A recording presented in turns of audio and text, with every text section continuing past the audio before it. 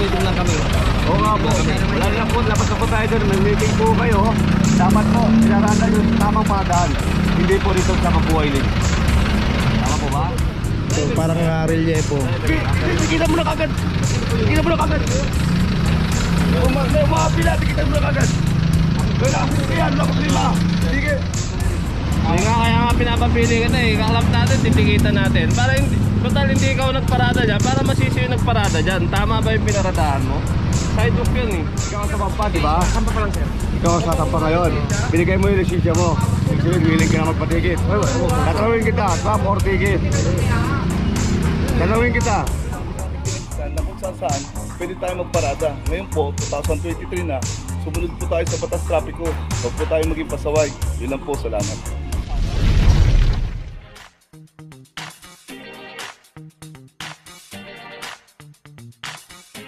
Papajo TV!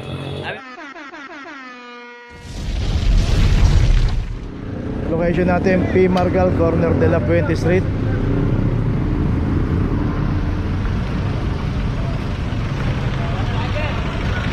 At dito isang Nissan Sentra.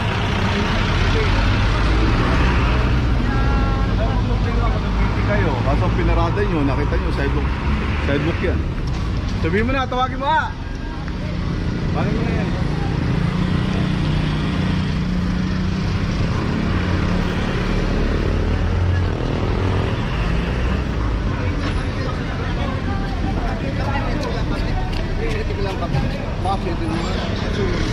Sir, ay susunod naman.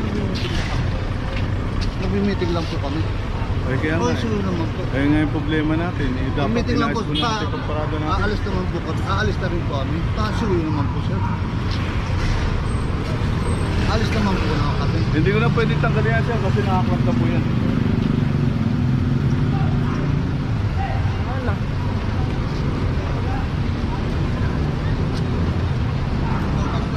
Ay, susunod naman, sir. Ayun na nga, sir, pero bigyan na natin. Ay, kasi lalabas.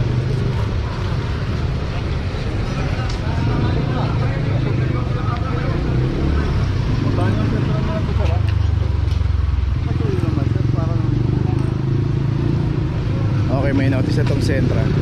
So itong isang truck dito.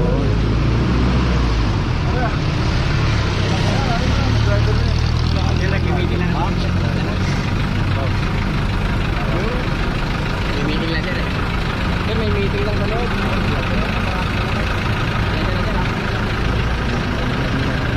Tayo. Di makalabas yung mga sasakyan. Di makalabas yung direct.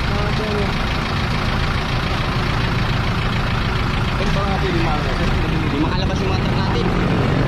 Ano eh? Bakit? Meeting lang kasi kami sir eh.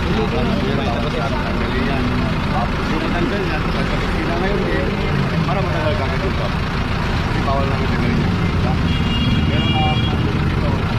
Ayaw naman.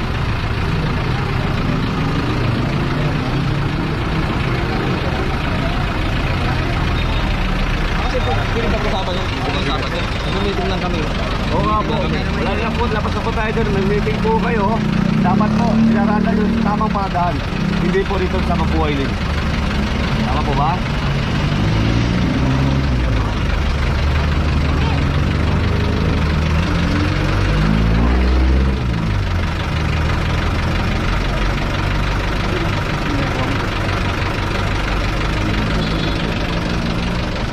Yeah. Ito. Sige ka na? Ikaw driver. Sir, pwede patanggal na lang. Patikitan nyo na lang ako. Ganun po. Tayo, Walang magkano ba problema. yung ticket niya? 500? 2,000 po. Ay, tayo na. Opo, totoo po yun. Opo. Hindi po babayaran sa bangko yun. Bahala ko, mga 500. Wala mo. Ay, hindi Para po. lang maalis. Kasi Hindi po. Ang illegal po. Tama ba yung parada niyan, ya? Hindi nga. Ikaw yung papalit na driver, dapat yun, kung tama yung pinaradaan. Papatigil na po kayo. Oo, ngayon, titikitan natin, ika-clamp natin. Wala po tayo. Sabi mo naman yung... Kaya nga, isa lang sa dalawa, titikitan natin, ika-clamp natin. Pag tinikitan ka, medyo mabigat siya. Pero hindi natin kukumpiskahin yung lisensya mo. Oh, hindi, para mas masisi yung nag-park niyan, yung papalitan mo, i-clap natin. Tonyo, clap mo na lang. Oo, clap mo na lang. Hindi naman siya yung driver pa rin yan eh. Papalit pa lang siya eh. Para Okay, so kasi yung truck, hindi naman pala siya yung driver. Papalit pa lang siya. Siya yung driver pero hindi pa siya yung naka-duty. So parang relievo. Kita mo na kagad. Kita mo na kagad. Umapila, kita mo na kagad. Wala, yan, lapos lima. Sige. Bakit di mo sinabing ano? Papalit.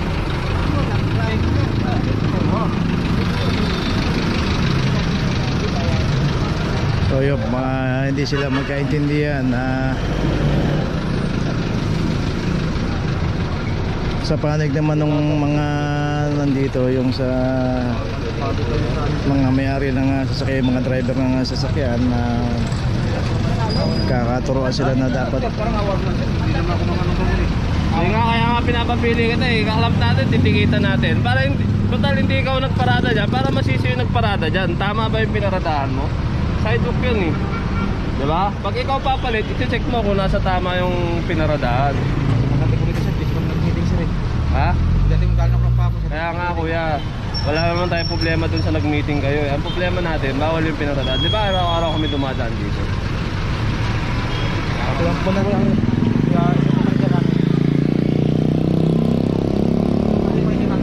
Kaibigan, ikaw sa Pampa. Ikaw sa Pampa, di ba? Sampa pa lang, sir. Ikaw sa Pampa ngayon. Binigay mo yung lisensya mo. Actually, willing ka na magpatikit. Tatanungin kita, club or ticket? Tatanungin kita. Sino nagparada niyan?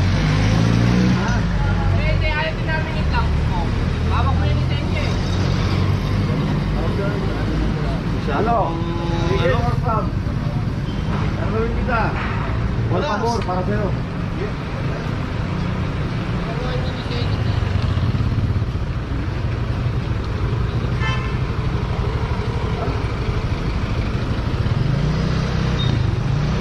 So yun, titikitan na rito. Ay naku, hindi magkaintindihan.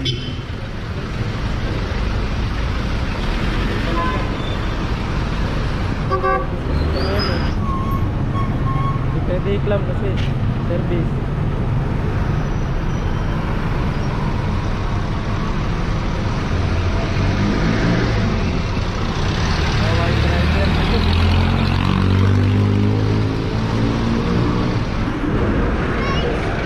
So yun po yung nangyari, no. Naklam po kasi yung isang sasakyan dito at meron naman silang garahe. Ang nangyari po, nagkaroon po sila ng meeting dito. So yung mga sasakyan dito naka-obstruct dito sa bangketa. Dito nadaanan ng clamping operation at naklam po yung isang sasakyan, yung isang Nissan Sentra. Ngayon yung truck po dito naka-obstruct din.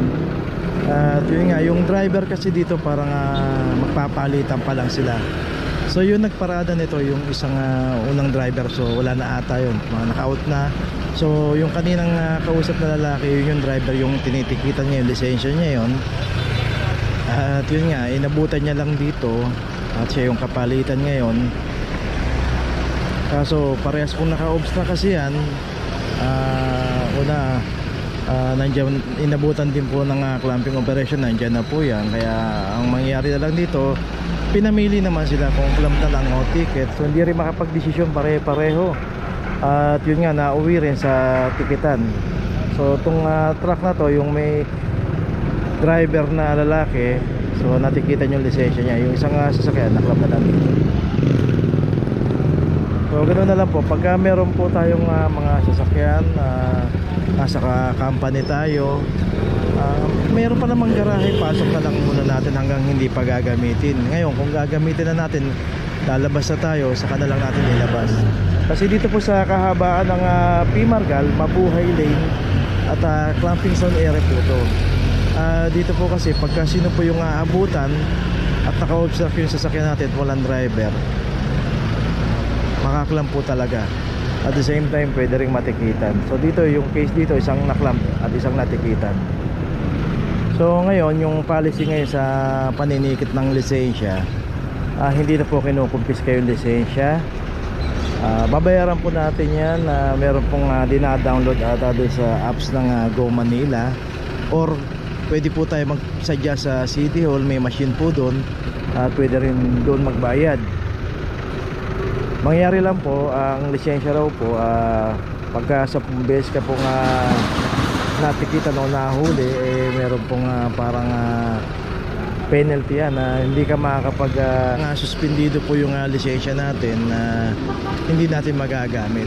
So iwasan po natin magpatikit o magka-violation para hindi po mauwi sa suspendido yung ating lisensya. Ito, pipirmahan na lang yung lisensya rin. Tigit na lang yan. Yeah. Tigit lang, si-settle mo dyan.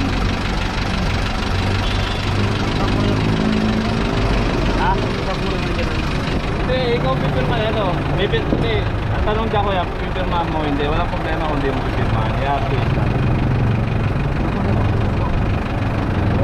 Hindi na tayo na matagal kuya, ha? Si kuya bumaba muna, tatanong niya muna raw sa boss niya kasi nga nagawa na ng natikitan na rito, hindi pa pinipirmahan yung ticket.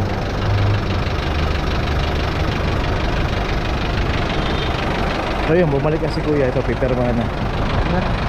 Oo, dyan sa baba.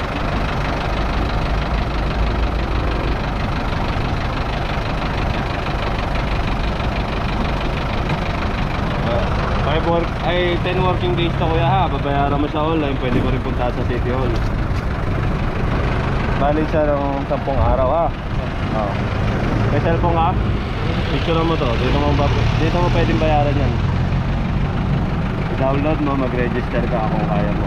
Kung hindi naman, pwede mong punta mismo sa City Hall, may machine tayo to, pwede mong bayaran. Saan ba yung City Hall, sir? Ha? Saan ba ng City Hall dito? Dito, sa may malapit sa sa Katigbak. Kasi alam dito, bago pa lang kasi ako dito. Pagtanong mo na lang kuya, pwede mo naman siya, i-try mo muna bayaran sa online.